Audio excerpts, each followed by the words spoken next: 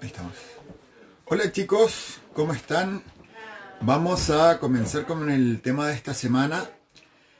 Bueno, tal como lo habíamos conversado en semanas anteriores, tenemos muchos temas, hemos recibido también muchas solicitudes de información de muchos temas. Buenas noches a todos. La idea del día de hoy es resolver también y resolucionar un tema por el cual nos han pedido mucho conversar, que se relaciona con la presbifagia, ¿cierto? Esta, este tema es bastante interesante, ya que en realidad en el último tiempo sabíamos, ¿cierto? Y siempre hemos tenido este concepto bastante latente y se habla mucho. Sin embargo, también se refleja algunos componentes muy particulares, sobre todo componentes que nosotros en general tendemos a no manejar mucho.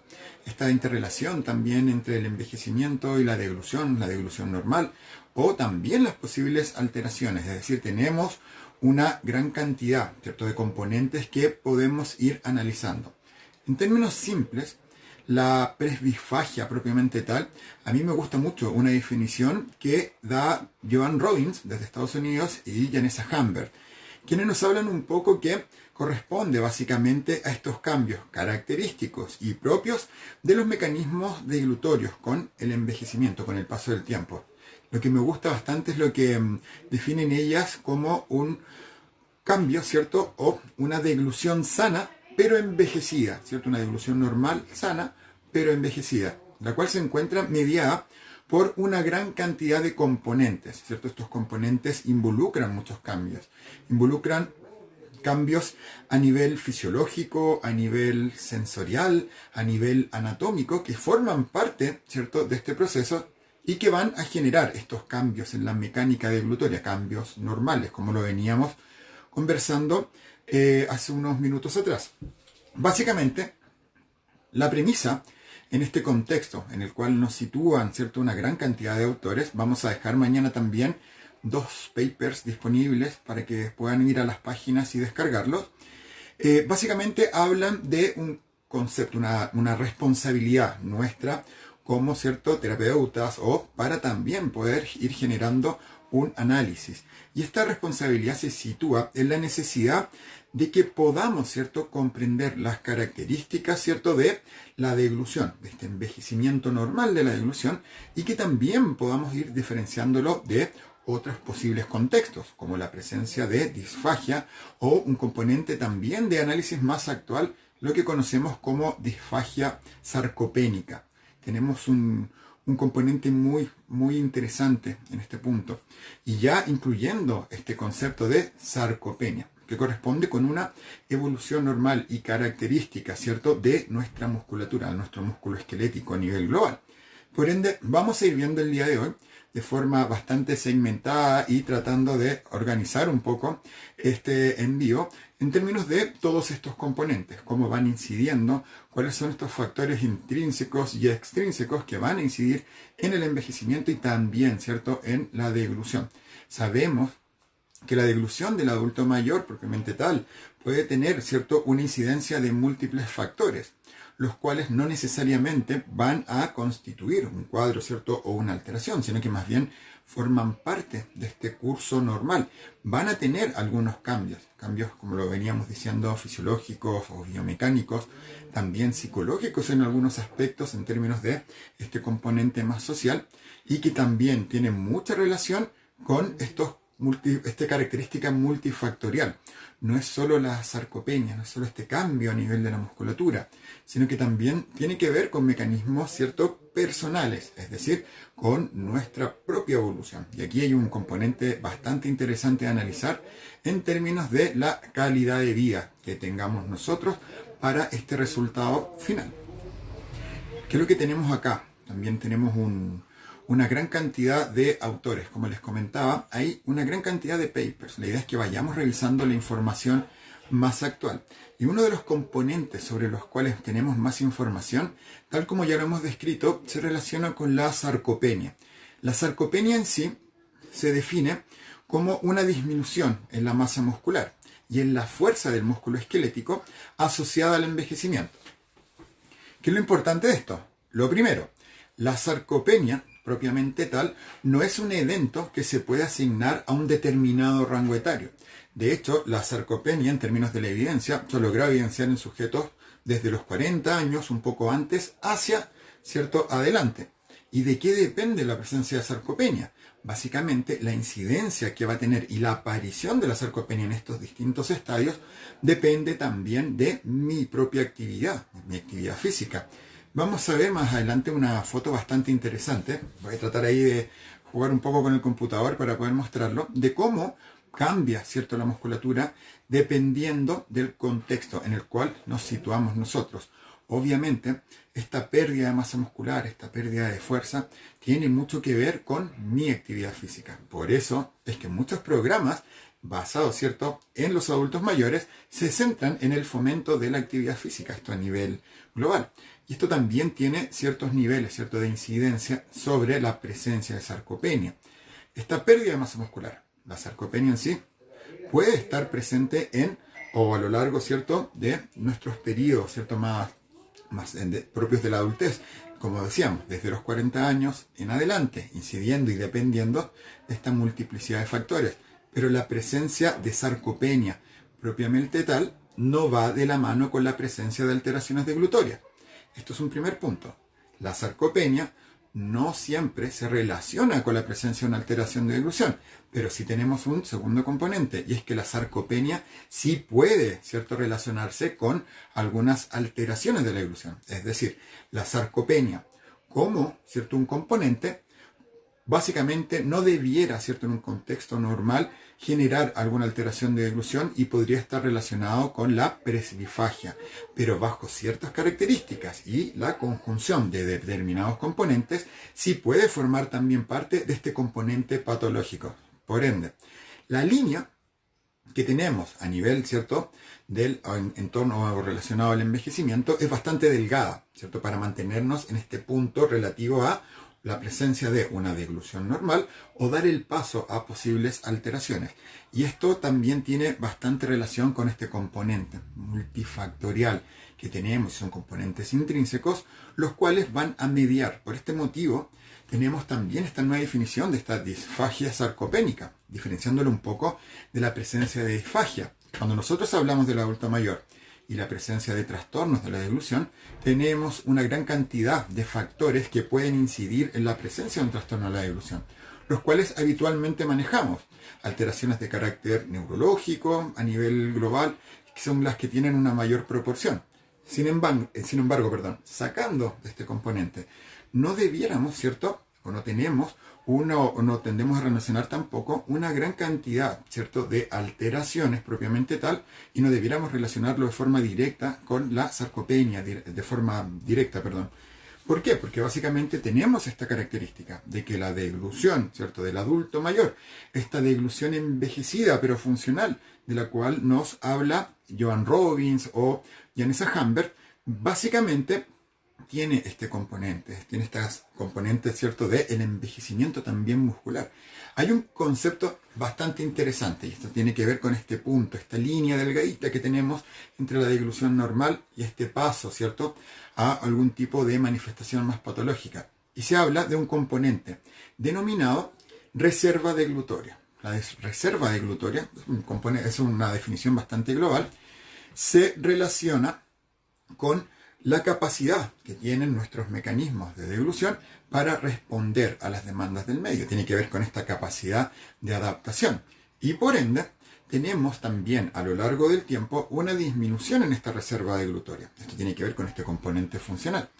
Por ende, cuando tenemos o nos caracterizamos la deglución de un adulto mayor, vamos a ver, ¿cierto?, como parte de este proceso, sin la necesidad de tener un contexto patológico, que esta reserva deglutoria tiende a disminuir, no involucrando una patología, pero sí involucrando ciertos componentes que vamos a evidenciar en una deglución normal del adulto mayor. Por este motivo, la primera o el primer componente que debemos analizar es poder diferenciar propiamente tal este contexto relativo a la presbifagia o envejecimiento normal, ¿cierto?, de la deglución, que tiene sus características de este contexto patológico. El contexto patológico que puede estar mediado por las causas tradicionales que tradicionalmente relacionamos con la presencia de un trastorno de la deglución, la disfagia propiamente tal, que en su mayor proporción tiende a ser o tiende a presentarse bajo un componente neurogénico, y también esta posible, ¿cierto?, incidencia patológica de la sarcopenia, lo que actualmente se describe como disfagia sarcopénica. Es decir, en este subgrupo en particular que presente esta disfagia sarcopénica, obviamente se genera, ¿cierto?, esta manifestación de lo que hablábamos de forma previa. La sarcopenia no necesariamente va a incidir en la presencia de un trastorno de la deglución, pero también se da la posibilidad de que incida. Tenemos dos vías: una deglución envejecida o la incidencia de la sarcopenia en la presencia de manifestaciones ya patológicas. Esto es lo que se denomina disfagia sarcopénica. Por ende, tenemos que primero contextualizar qué es lo que ocurre en una deglución normal, ¿cierto?, del adulto mayor, esta deglución envejecida que nos comenta o nos refiere Joan Robbins. Básicamente, en términos de la evolución, ¿cierto?, propiamente tal, tanto anatómica como fisiológica, tenemos algunos componentes de incidencia directa. Entre estos componentes vamos a ver que hay una caracterización multifactorial. La primera de ellas asociadas al estado de salud oral. Acá tenemos un componente muy importante, ya que sabemos que con el paso de los años y dependiendo también de mi salud oral a nivel global de mi historia de vida, voy a tener distintos tipos de contexto en términos de la manifestación, ¿cierto?, de posibles alteraciones orales. Para los que están preguntando ahí, vamos a ver al final esta diferencia entre la presbifagia y la disfagia sarcopénica. Básicamente, para que no se queden con la duda, la presbifagia corresponde a esta evolución normal dentro de este contexto normal, ¿cierto?, de la función deglutoria. No evidencia una patología. Es básicamente la deglución normal, pero envejecida, con algunos parámetros, algunos cambios, como, ¿cierto?, en términos de la respuesta sensorial, en términos de la velocidad de respuesta. Tenemos una deglución normal en la presbifagia. La disfagia sarcopénica evoluciona con la presencia de componentes ya patológicos, es decir, se puede, ¿cierto?, quitar este grupo de usuarios dentro de este rango. Lo sacamos de este rango de deglución normal y mediante, ¿cierto?, las respectivas evaluaciones vamos viendo que no solo corresponde a una deglución envejecida, sino que podemos presentar también manifestaciones como eventos o una mayor frecuencia de eventos penetrativos o aspirativos, sin mediar una patología de base importante, como por ejemplo, sin presentar un accidente cerebrovascular, sin tener un traumatismo, sin tener, ¿cierto?, una patología de base, sí van a empezar a evidenciar ciertos patrones de alteración deglutoria. Por ende es importante que lo podamos diferenciar, y muy buena pregunta.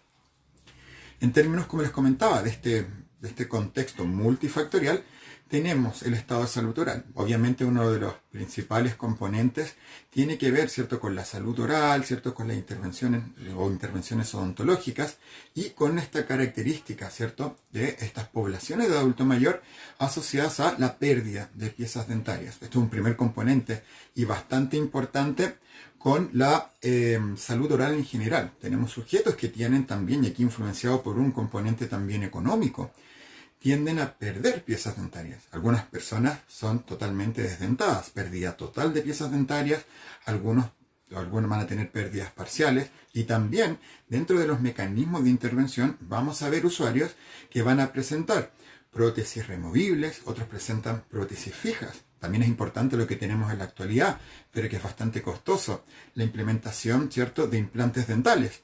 Eso es bastante importante, e incluso en sujetos, generalmente incluso en sujetos jóvenes, podemos ver, ¿cierto?, que algunos chicos no tienen la oportunidad de tener este tipo de estrategias, y en sujetos jóvenes se presentan dificultades asociadas a la pérdida de piezas dentarias.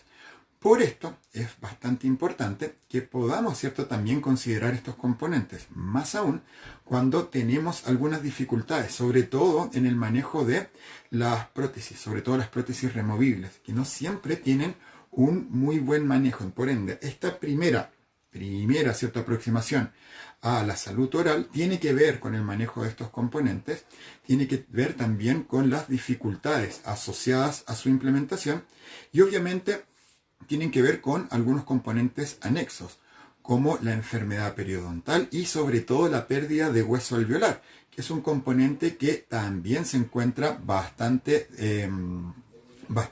cierto referido y que van a generar este contexto global. Se genera una especie de círculo vicioso al cual se suma un componente que nos están agregando acá en términos de la disfagia sarcopénica. Es esta sumatoria de eventos, ¿sí? De nuevo, la disfagia sarcopénica la vamos a ir analizando a lo largo del presente video, pero es la sumatoria, ¿cierto? La multiplicidad de factores la que se suma y que obviamente va a presentar una respuesta distintiva.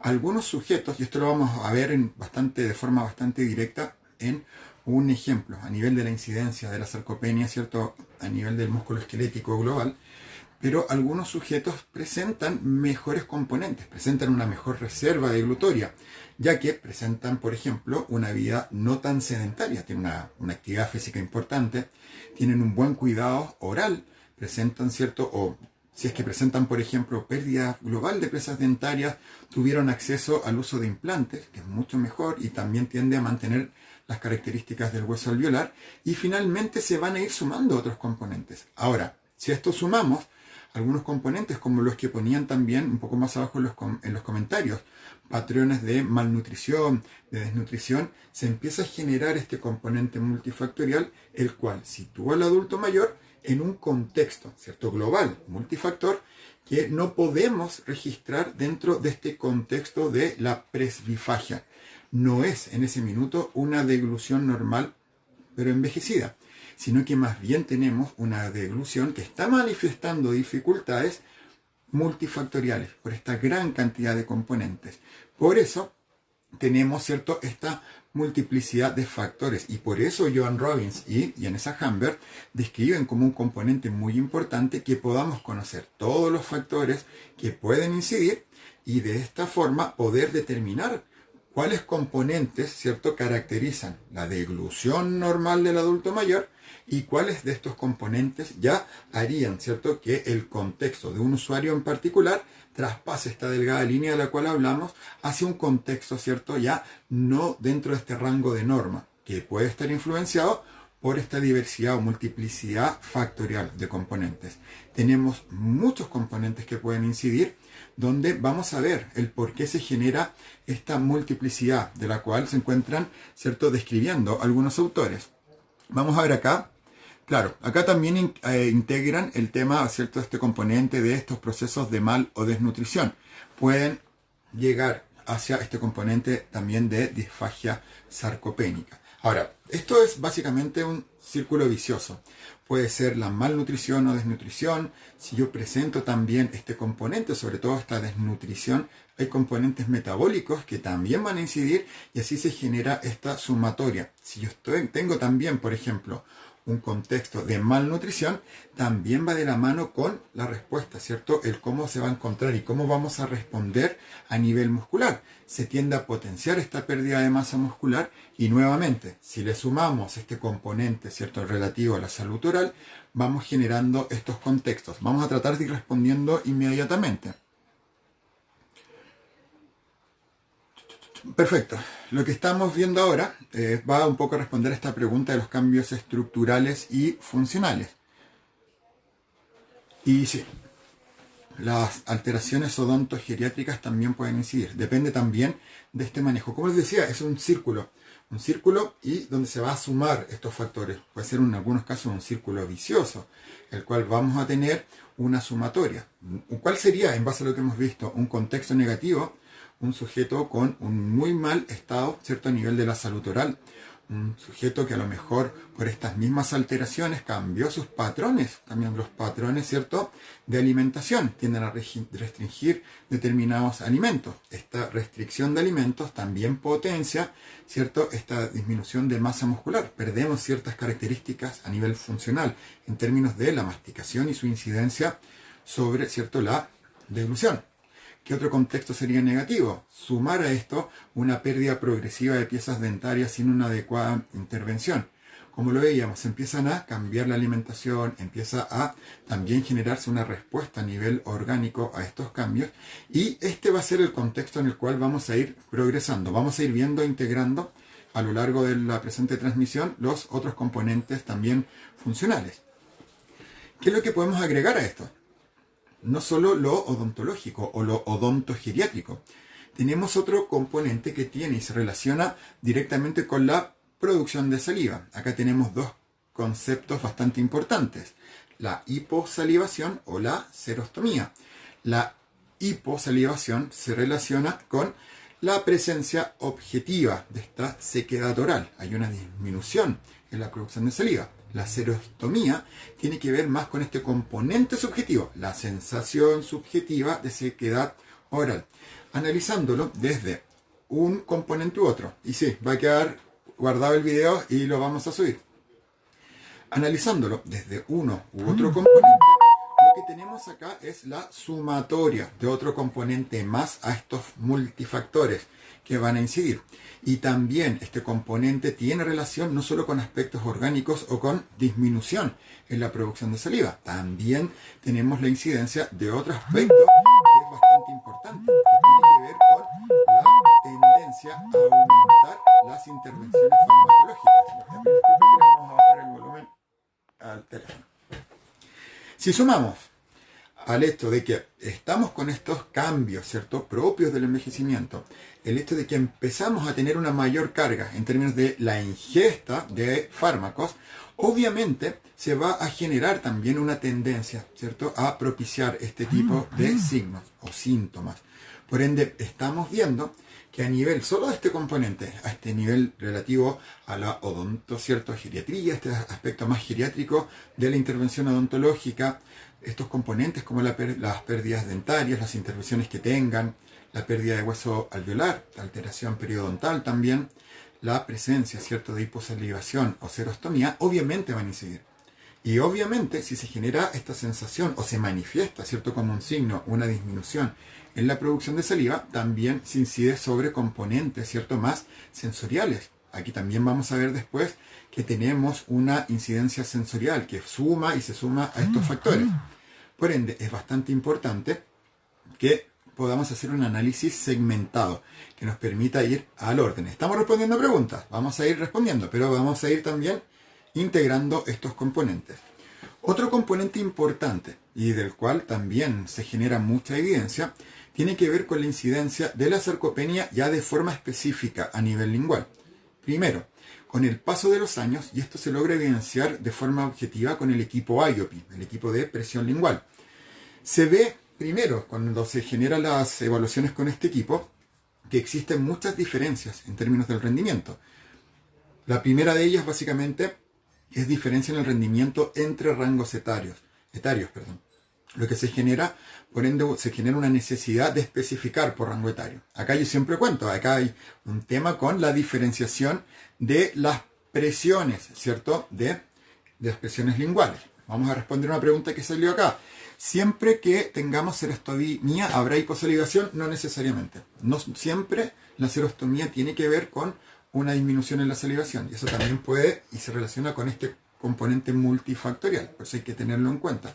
Y también por eso se especifica entre hiposalivación o serostomía. La hiposalivación es la evidenciación objetiva de una disminución, ¿cierto?, la producción de saliva. La serostomía es este tema más subjetivo, la sensación de sequedad a nivel oral. Volvemos, retomamos. A nivel lingual, lo que ocurre es, obviamente, se manifiesta esta pérdida funcional en términos del rendimiento muscular. Con el equipo IOPI se evidencia que hay una disminución en la fuerza lingual a lo largo, ¿cierto?, de nuestra vida. Los adultos mayores tienden a evidenciar menores niveles de fuerza que sujetos jóvenes. Por eso los equipos de presión lingual especifican por rango etario cuando buscan definir esta norma. Un comercial importante en esto: no sirven las normas de presión igual de presión lingual, perdón, de un país y para extrapolarlos a otros. Por ejemplo, la norma que viene con el equipo IOPI, los valores normativos, no servirían para utilizarlos en Chile. Tenemos investigaciones que también muestran estas diferencias que podríamos llamar diferenciaciones geográficas en el rendimiento. El rendimiento de Estados Unidos de presión lingual no es el mismo que los Países Bajos, que demostraron una mayor presión respecto a Estados Unidos. Brasil tiene una menor presión lingual respecto a estos dos países. Y acá en Chile nos pasó realizando una tesis, que tuvimos aproximadamente 100 sujetos, no es muy representativa, pero fue una primera aproximación, que la población en Chile, en diversos rangos etarios, tenía un nivel de presión lingual menor que el de Estados Unidos, Países Bajos y Brasil. Por ende, también se especifica, hay una gran variabilidad que tenemos que ver que se realiza y también se evidencia por rango etario, por sexo y por ubicación geográfica. Vamos a revisar algo acá. Nos preguntan acá si la presencia de una placa, de una prótesis removible, ya no sería parte de una presbifagia. No necesariamente.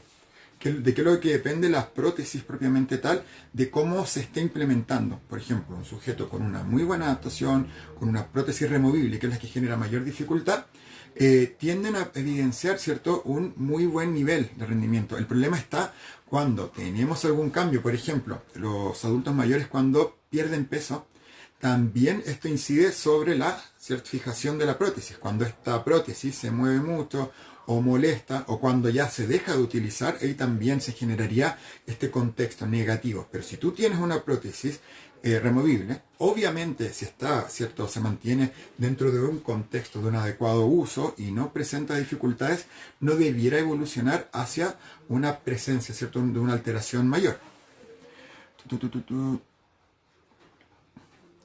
Claro, eso es lo que también lo que nos preguntan, para que tengamos disfagia sarcopénica si basta solo un factor. Muchas veces puede ser uno o la multiplicidad de factores.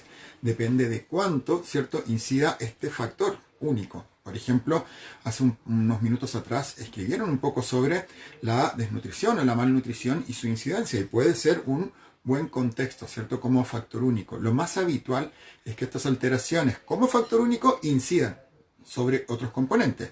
La desnutrición incide en una pérdida de peso, ¿cierto? Esta baja de peso también incide sobre la prótesis removible.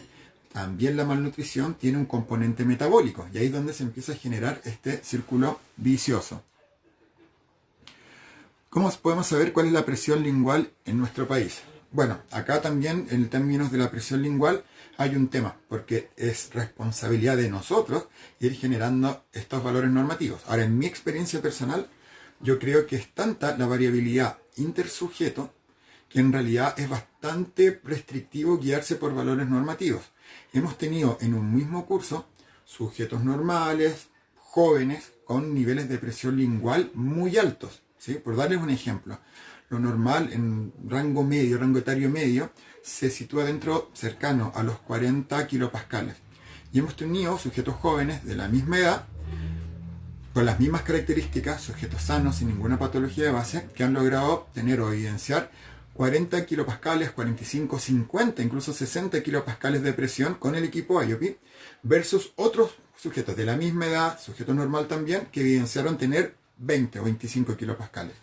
Si lo vemos desde el criterio, ¿cierto?, de estos criterios, ¿cierto?, normativos, podríamos decir que se encuentra fuera del rango. Pero lo que hemos visto es que esto también tiene un factor multicomponente, ya que depende de mi capacidad. Y acá viene un dato anecdótico.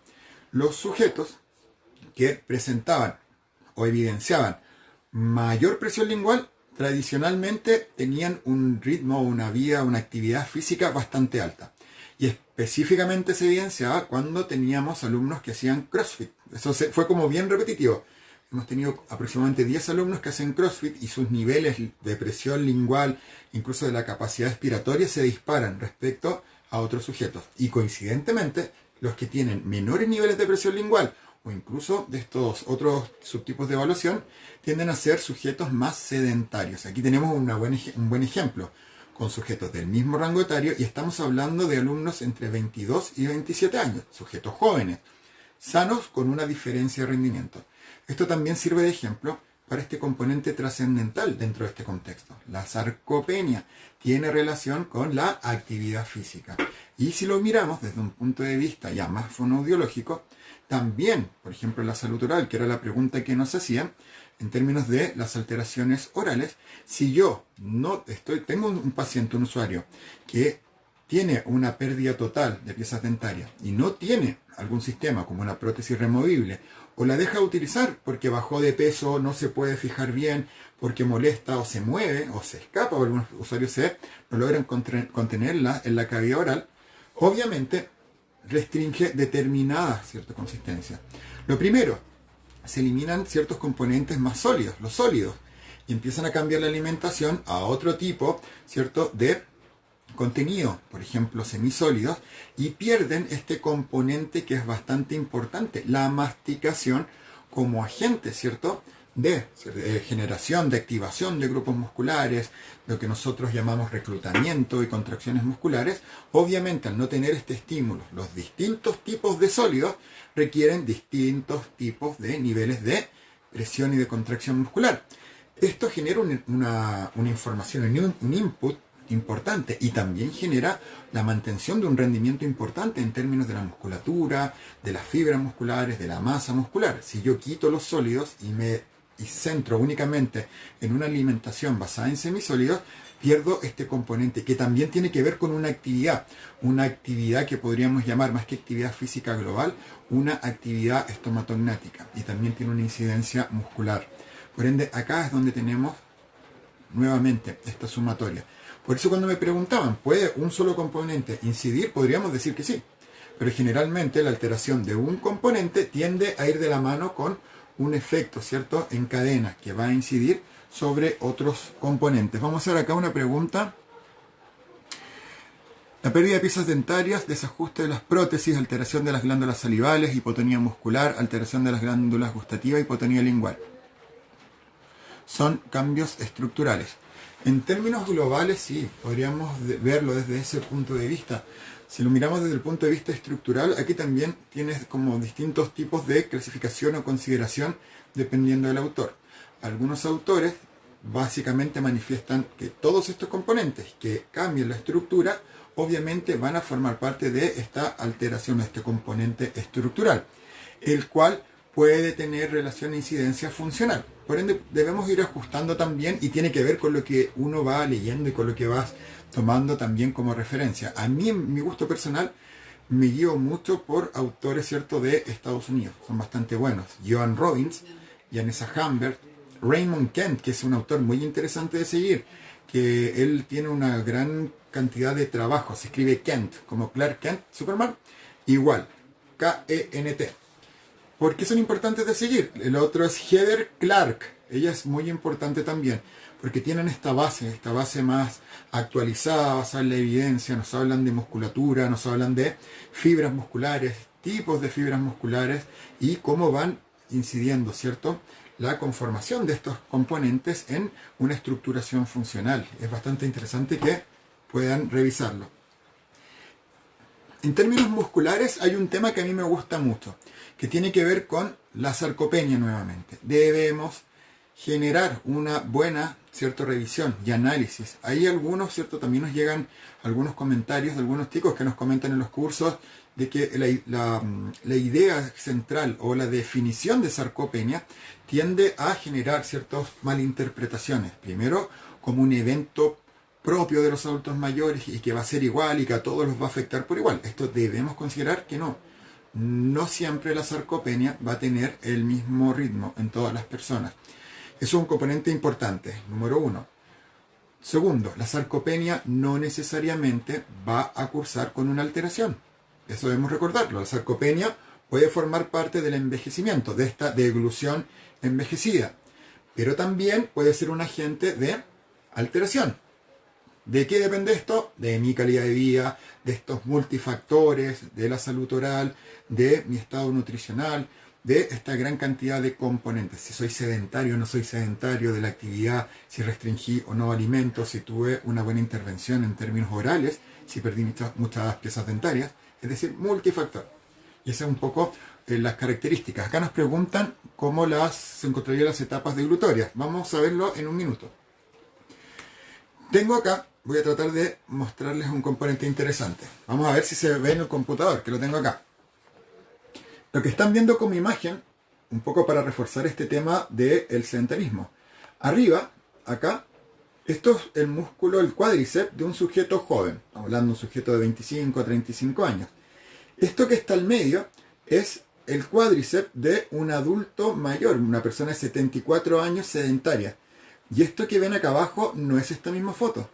Esto era un sujeto joven. Esta es la masa muscular de un sujeto de 74 años que es triatleta.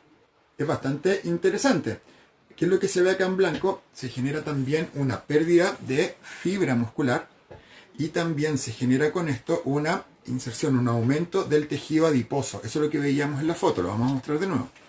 Eso que ven en blanco es tejido adiposo y se ve perfectamente bien cómo se genera esta pérdida de masa muscular. Esto es la sarcopenia y así es como se va incidiendo sobre la musculatura. Por ende, estas características, la sarcopenia, el aumento del tejido adiposo y conectivo, se generan también patrones de denervación a nivel muscular. Una respuesta más baja va generando también que los patrones de respuesta de estos grupos musculares sean más lentos. Ahí dice el de abajo que era. Este de acá abajo no es el mismo que el de arriba. Esto es la musculatura de un sujeto de 74 años que es triatleta. Entonces, ¿cómo podemos ver esto? Tenemos una gran cantidad de factores. Uno es la pérdida de fibras musculares. Dos, se genera también este aumento del tejido adiposo. Tres, ciertos niveles de denervación. La respuesta es mucho más lenta. Como es más lenta esta respuesta, algunos componentes deglutorios van a tender a presentar una velocidad un poco más lenta. No quiere decir que la deglución sea patológica, pero sí hay una respuesta más lenta. El mejor ejemplo de esto tiene que ver con el reflejo de deglución, o actualmente denominado respuesta motor-orofaringea, del cual tradicionalmente sabemos que en los adultos mayores tiende a tener un poco más de tiempo de licitación, cercano a los 2 segundos. Se habla de milésima. Un reflejo deglutorio normal tiene un tiempo estimado de 0,8 a 1,2 segundos. En el caso de los adultos mayores, esto aumenta a 1,6, 2,2 segundos. ¿Sí? Si bien no es mucho el cambio, sí se refleja este enlentecimiento en la respuesta, pero manteniendo las características de esta deglución normal. Una deglución normal, pero envejecida. ¿Qué otras cosas tenemos? Básicamente se adjunta un componente importante del cual ya hicimos algunas referencias previas, que es normal encontrar a nivel sensorial en los adultos mayores, básicamente una disminución en la entrada sensorial. Hay una disminución a nivel de los estímulos como el gusto, la temperatura y estímulos táctiles. En este punto, Janessa Humbert y Gauri Mankekar, que es otro autor, hacen referencias muy interesantes en términos de que se genera un aumento en los umbrales, tanto orales como laringofaringios. Y esto también tendría relación con esta velocidad de respuesta. ¿Qué tenemos acá? 0,8 lo normal a 1,2 segundos. Eso es lo normal, el tiempo aproximado. Tenemos muchos autores, muchas referencias, pero el tiempo normal es de 0,8 a 1,2. ¿Sí? Ahí se restringe, o ahí queda este tiempo. Arriba, en los adultos mayores, aumenta, cercano a 2 segundos. ¿Qué es lo que nos refieren en términos sensoriales? Y acá también tenemos, claro, por lo mismo no son solo cambios estructurales. Por esto también se refieren este cambio, aumento en los umbrales de respuesta. Este input y la respuesta, el output, tiende a ser un poco más lentos por este aumento en el umbral. Entonces, ¿qué es lo que tenemos acá? Se genera una alteración en estos sistemas de feedback sensoriomotor a nivel cortical. Y eso explicaría este aumento del umbral y la generación, ¿cierto?, de una disminución. En términos de la sensación, hubo una disminución, ¿cierto?, en esta sensación asociada al gusto, a la temperatura y a los estímulos táctiles. ¿Qué es lo importante de esto? Y aquí citamos directamente a Janessa Humbert. Ella describe estos cambios como disminuciones en la percepción táctil espacial, tanto a nivel labial como lingual. Esto es muy importante.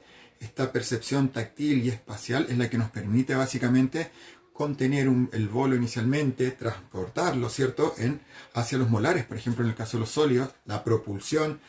Por eso también algunos adultos mayores presentan acumulaciones laterales. Eso también tiene que ver con este componente. Se altera también esta percepción de la temperatura y también estas alteraciones en el gusto. Por ende tenemos ciertos componentes bastante importantes también. Sobre todo los sabores ácidos tienden a disminuir en términos de su percepción de esta input, ¿cierto?, sensorial. Vamos a tratar de ir avanzando. Después les voy a contar un poco de los libros para los que están preguntando y vamos a agregar otros componentes que tenemos para el día de hoy. Vamos a revisar cómo vamos con el tiempo. Vamos impecable. Para ir avanzando un poco más y poder revisar lo que tenemos acá como contenidos, si sumamos, si generamos ahora, en este punto, hablamos un poco de la masticación, pero si generamos la sumatoria de componentes, obviamente en el nivel de las etapas orales ya podemos tener una idea de cómo es la deglución de un adulto mayor. Si bien esta deglución es normal, pero envejecida, dependiendo también, ¿cierto?, de las características de todos estos componentes, podemos tener un sujeto que va a tener a lo mejor una prótesis removible o una prótesis fija, o puede no tenerla. Por ende, la masticación depende de estos tres contextos. Puede tener enfermedad periodontal o no tenerlo. Puede tener, por ejemplo, alteración en términos de estos componentes sensoriales en mayor o menor rango. Si sumamos todos estos componentes, o si, por ejemplo, este usuario deja o restringe la ingesta de determinados alimentos, sobre todo de sólidos, podemos tener una mayor afección, ¿cierto?, muscular, y acá es donde hablamos de esta línea delgada.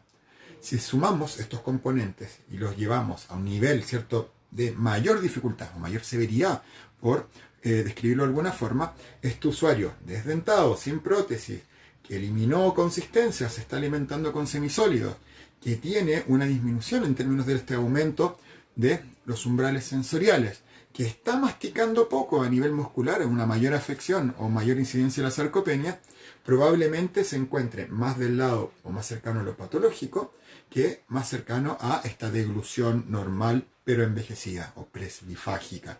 Por ende, todas las preguntas que han hecho son muy interesantes, porque aquí es donde se genera esta dificultad en la comprensión, y que, tal como define Nessa Humbert y Joan Robbins, constituye una de nuestras principales, ¿cierto?, funciones: poder entender lo que corresponde a la presbifagia, ¿vale? ¿Qué sería lo que caracteriza esta deglución normal pero envejecida? Poder comprender cómo podemos determinar la presencia de disfagia sarcopénica y caracterizar ambas características o ambos componentes de la presencia de disfagia, que básicamente tiene estos componentes que ya manejamos a nivel global. La disfagia propiamente tal, sabemos que tiene una mayor, ¿cierto?, una mayor proporción de usuarios que presentan como patología de base una alteración neurológica. Por ende, podríamos diferenciar entre la disfagia y la disfagia sarcopénica, ya que este usuario con disfagia sarcopénica no presenta ninguna patología de base importante que pueda cursar, que podamos, ¿cierto?, asignarle este rótulo de disfagia propiamente tal. Vamos a hablar de esto después, que nos preguntan acá. Sí, la eliminación de la masticación.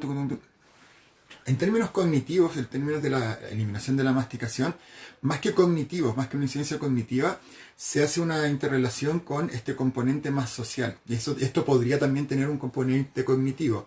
¿Por qué? Porque básicamente se generan restricciones en términos de la interacción por las alteraciones, por ejemplo, en la deglución o también en la ingesta de alimentos. Se restringe mucho este subtipo de alimentos que podemos ingerir, se genera un poco más de aislamiento, y ahí también tiene una incidencia, pero incidencia cognitiva directa, si bien algunos autores refieren no tanto, no se ve mucho en la bibliografía en general.